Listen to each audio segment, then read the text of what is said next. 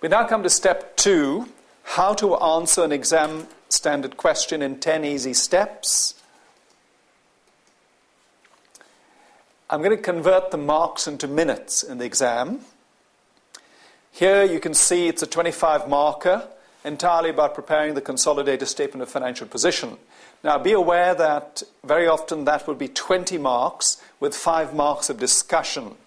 Now because this particular question was in the F7 alert sent to us by ACCA, I decided to make this the focus of my coverage with you today.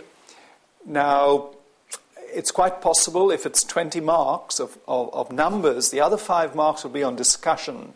So if you are able to join us at Lsbf, you will see my class notes, very detailed, all my personal workings available to you, a few cartoons, etc., to make it more interesting.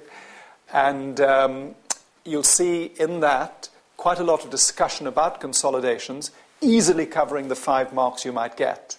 So it's so simple. If you have a reasonable technique, as I'll show you, whether it's 20 or 25 marks, you can get virtually all the marks within the time limit. The only thing, of course, will be a little bit of practice, a bit of speed. But all that I'll show you over the next few minutes. So 25 marks at 1.8 minutes a mark. Obviously, that makes it 45 minutes. So never be afraid of writing out your number of minutes per question. So at the end of every question, put down the number of minutes and rigidly stick to it. Some people like to do question 1, then question 2, then question 3, etc. But it's a personal choice. I would do my best question first, which probably is consolidations anyway. So, step 2, to summarize. Allocate your time to each part of the question using 1.8 minutes per mark. Stick rigidly to your time allocation.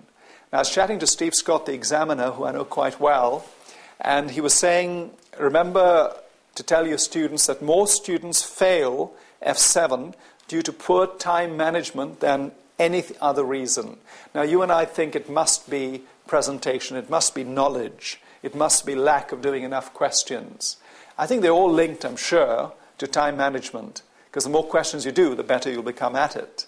I always think that if you watch some of these great tennis players, for example, playing their strokes, and we marvel at how perfectly their feet are in the right position, etc. I play a bit of table tennis at a reasonable standard myself, but tennis looks like a much harder game. And you marvel at how perfectly they hit their shots. I do as well. I just watch them and say, my goodness, how could they do that? And then I begin to realize, of course, it isn't just the stroke that they're trying out for the first time. Secretly, they've practiced that shot 150,000 times that you and I don't see. Of course, they're professional players, and all they do is practice and go to the gym, etc. But the main thing is they practice their strokes. Whereas you and I, doing an exam, for example, we can't just go into the exam and say, I wonder what that's all about. Let me just try out my stroke for the first time. Not at all. You go in there with all your techniques well developed, and you just unfurl them. That's the way to do it. You must have a good technique. You must shine out from the crowd, and be very careful with your time management.